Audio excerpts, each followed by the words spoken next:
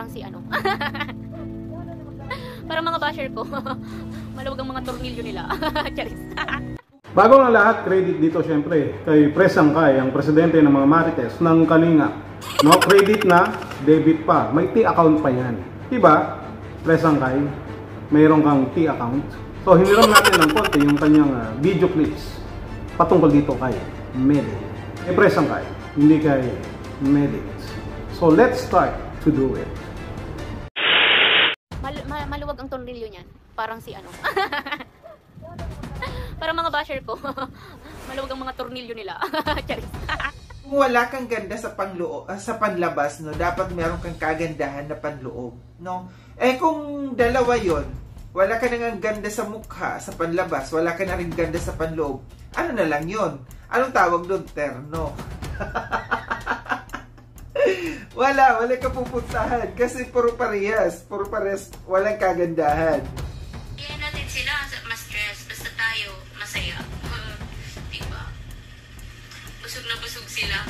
Lalo na si True. Bundat na sa sobrang kabusugan. At hindi naman po ako magpapahila pababa. Hindi ko po sasayangin lahat ng lahat, diba? Hindi ko sasayangin ang lahat dahil lang sa ganyan. I will stand so strong. What? I will keep fighting for my dreams, fighting for my goals, fighting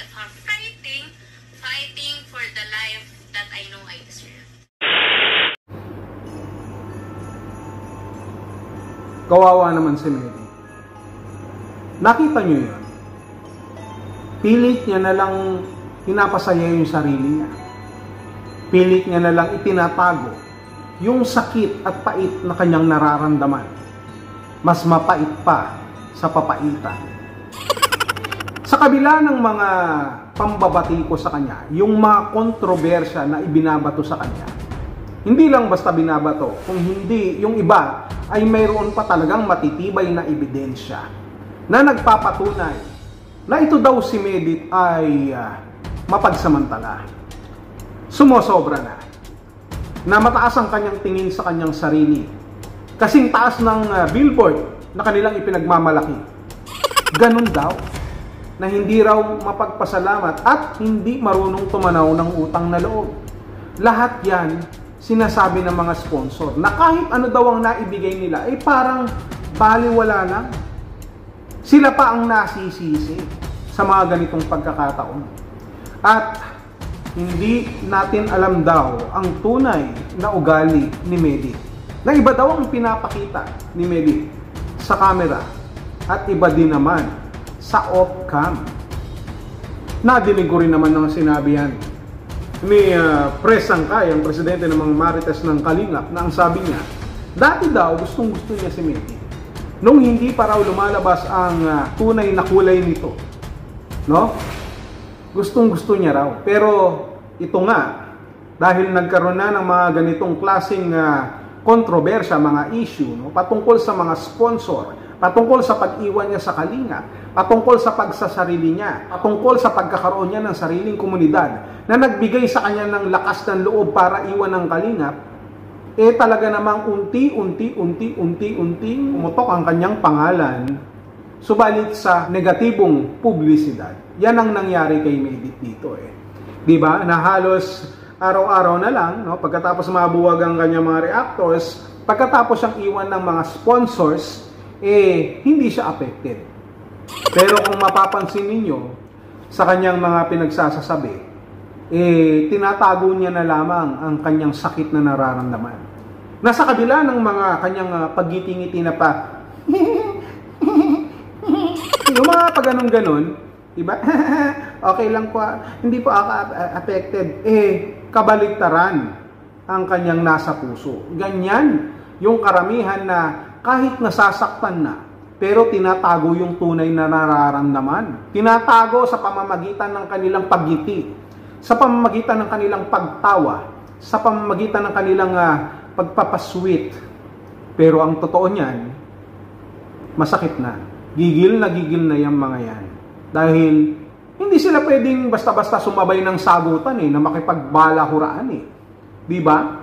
So, ang gagawin lang nila, para makakuha pa rin ng simpatya, ay magpapasweet na parang okay lang po yan, wag po natin silang pansinin.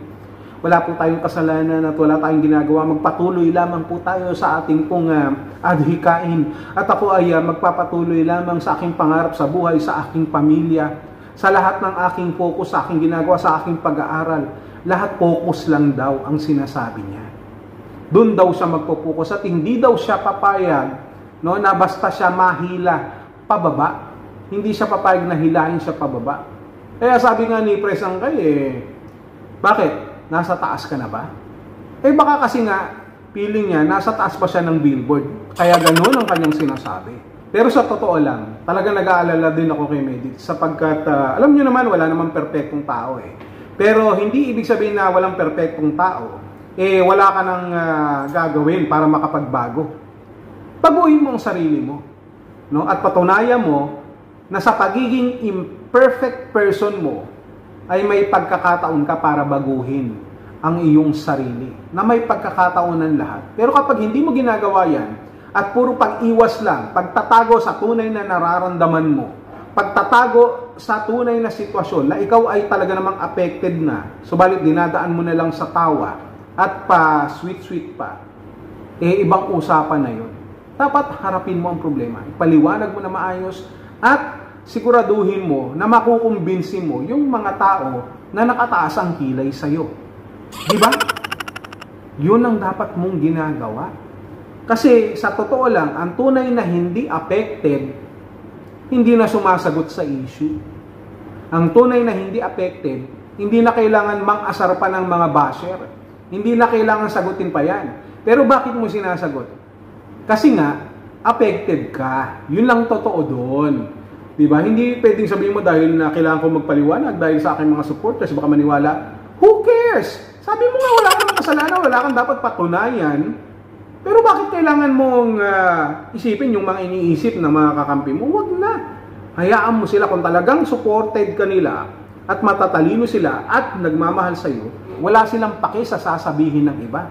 Hindi mo na kailangan sumagot. No? Pero ganyan ang ginagawa mo. Sinasagot mo ang mga basher ng simpleng paraan. Simpleng tira, pagpaparinig, mga salita na may mga patama, ibig sabihin lang yan, affected ka. Yun. Aminin mo na.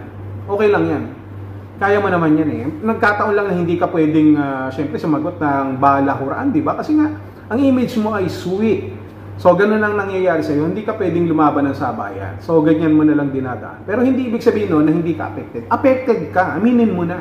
No? Sa mga pananalita mo, affected ka. Sa mga pagngiti-ngiti mo, affected ka na. Sa mga ginawa nyo noon, sa pag-alis nyo sa kalingap, affected ka na hanggang ngayon. Apektado ka pa rin. At ang ginagawa mo na lamang, nagkukubli ka sa iyong pagngiti, sa iyong pagtawa. Subalit ang iyong puso ay nagdurugo. Parang, umiiyak ang puso ko't sumisigaw. Pero wala ka naman love life ngayon. Love life mo ba yun? Yung partner mo na pinakita? Parang hindi naman. No? Mas okay pa nun yung dandit, di ba? Ngayon, love life pa kayo Bakit? Isip-isip ka na. Hindi mo kailangan sumagot sa mga basher. Ang gawin mo, patunayan mo sa sarili mo na wala kang ginagawang masama. Yun lang yun. Di ba? Huwag mong hayaan na mawala na lahat sa'yo. Nakunin na ang lahat sa'yo. Wala ka ng mga reactors. Wala ka ng sponsors. Baka naman sa susunod niyan wala ka na rin aluluwa. Huwag naman. Yun lang masasabi ko sa Medi. Okay lang yan na umaray. Okay lang. I-aray mo yan. No? Aminin mo sa sarili mo na masakit yung mga nararamdaman mo ngayon. Yung mga binabato sa'yo. Tao ka lang na nasasaktan. Huwag kang magpanggap. Huwag kang magpanggap na matatag ka. Samantalang kapag naka-off naman ang camera baka pinagmumura mo na yung iyong mga basher. Diba? Makikita naman yan sa gawa Hindi lang basta sa salita. Sapagkat ang basehan ng katotohanan ng iyong paninindigan na hindi nakikita sa mga matatamis na pananalita ng mga sinasabi natin kung hindi mismo sa mga gawa. Bye.